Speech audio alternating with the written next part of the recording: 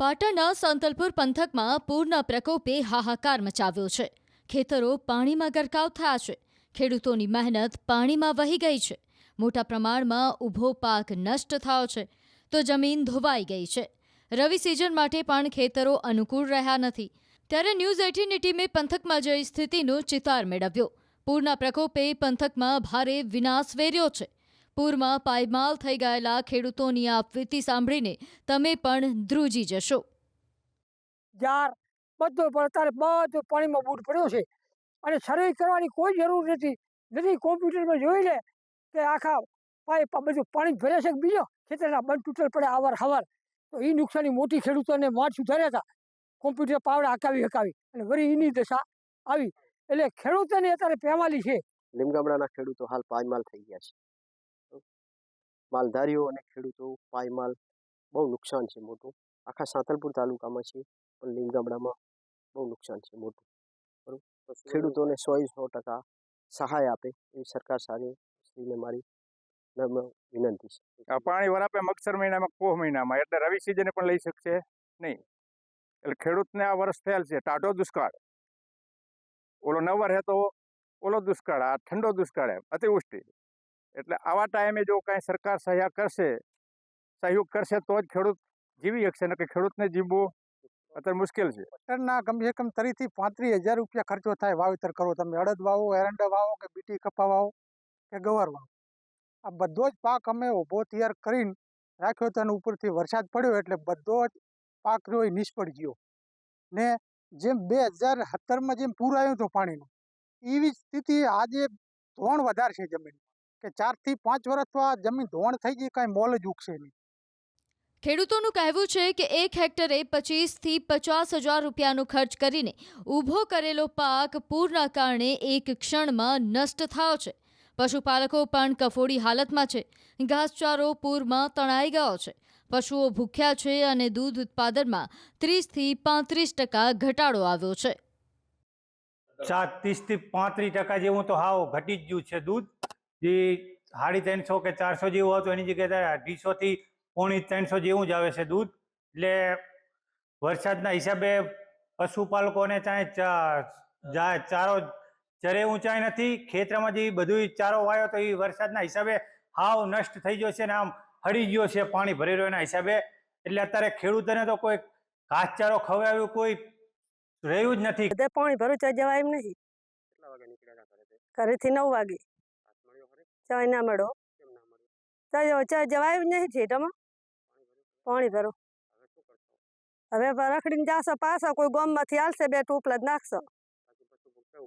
નથી ભૂખો, દૂધમાં તો ફેર જ પડી જાય ને ખાધા વગર, અઠવાડિયાથી ભૂખો હે।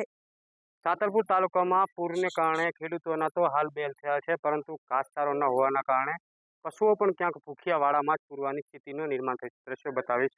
દ્રશ્યો લીમગામડા ગામના છે, જ્યાં 10 થી 15 ભેંસો એક જ જગ્યાએ પૂરવામાં આવે છે, કારણ કે ઘાસચારો ન હોવાના કારણે ખેડૂતો પોતાના ઘરે જે અન્ન વધ્યું હોય રાંધેલો ખાધા પછી તે ખરાવે છે, તો કેટલાક ખેડૂતો સાવ ભૂખ્યા ન જોવા રહેવાના કારણે ક્યાંક બિસ્કિટ તેમજ સૂકો નાસ્તો પણ ક્યાંક પશુઓને ખવડાવે છે। આ દ્રશ્યમાં દેખાઈ રહ્યા છે જે રીતે આ લીમગામડા ગામના દ્રશ્યો છે, જ્યાં પશુઓ ભૂખ્યા ન જોવાના ન જોઈ શકતા પશુપાલક એના કારણે તેમને બિસ્કિટ ખવડાવી રહ્યા છે। મહત્વની વાત છે કે છેલ્લા 6 દિવસથી વરસાદે વિરામ લીધો છે, પરંતુ ખેતરોમાં પાણી હજી જળબંબાકાર છે અને ઘાસચારાને કોઈ જ ઉપજાવ નથી। બીજી બાજુ ઘરે પણ જે ઘાસચારો હતો તે બાંધ્યા ઢોર રાખવાના કારણે તમામ ઘાસચારો પશુઓને ઊભા જ ખવડાવી દેવામાં આવે છે।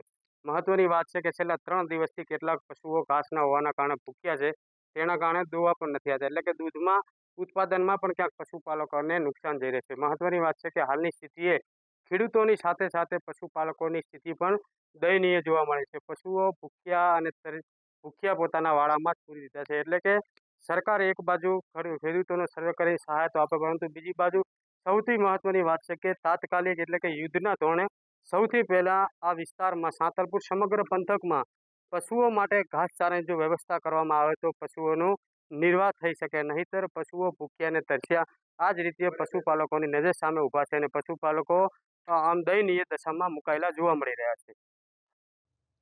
ખેડૂતો અને પશુપાલકોની એક જ માંગ છે, તાત્કાલિક નુકસાનની સહાય મળે, સાથે જ ઘાસચારાનું વિતરણ થાય તો પશુઓને પૂરતો ખોરાક મળે અને ખેડૂતો તેમજ પશુપાલકો આ કુદરતી મારામાંથી પાછા ઊભા થઈ શકે.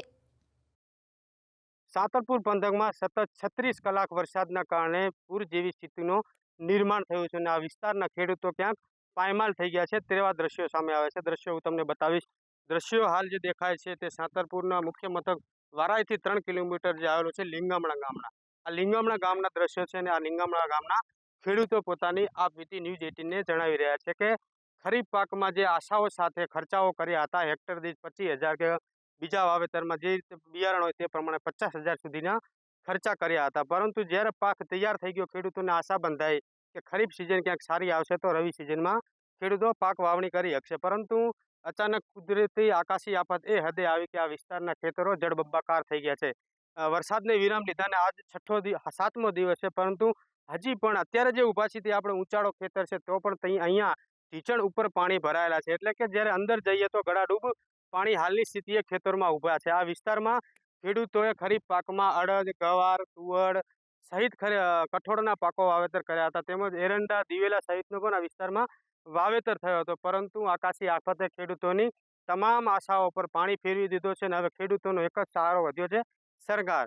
ખેડૂતો અત્યારે સરકાર પાસે એ માંગ કરી રહી છે કે સરકાર સર્વે કરે તો પશુ મૃત્યુ અને ઘર વકરી મકાનો જે પડી ગયા છે તેનું સહાય કરે, પરંતુ સામે ખેડૂતોને કેટલું નુકસાન છે, કયું વાવેતર એનું સર્વે ના કરે, કારણ કે ખેતરોમાં જવાની સ્થિતિ જ હાલ નથી, તો સરકારના તંત્રના અધિકારીઓ ખેતરે સુધી કઈ રીતે પહોંચી સર્વે કરશે. એટલે ખેડૂતોનું કહેવું છે કે સરકારને ખબર જ છે કે કોણ ખેડૂત છે અને કોણ નથી, એટલે કે કોમ્પ્યુટર ઉપર જે નોંધાયેલા ખેડૂતોને તમામને ખાતામાં જ સીધી સહાય આપે તો ખેડૂતોને સત્વરે એટલે કે તાત્કાલિક એમને સહાય મળે. સાંતલપુર પંથકના તમામ ખેતરોમાં કમરથી ઉપર પાણી ભર્યા છે, તમામ પાક નષ્ટ જોવા મળી રહ્યા છે અને હાલની સ્થિતિએ લીંગામણા ગામનો આ ગ્રાઉન્ડ ઝીરો હતો, જ્યાં પણ ખેડૂતો પોતાની આપવીતી જણાવી રહ્યા છે. અશરફ ખાન, ન્યૂઝ 18, પાટણ.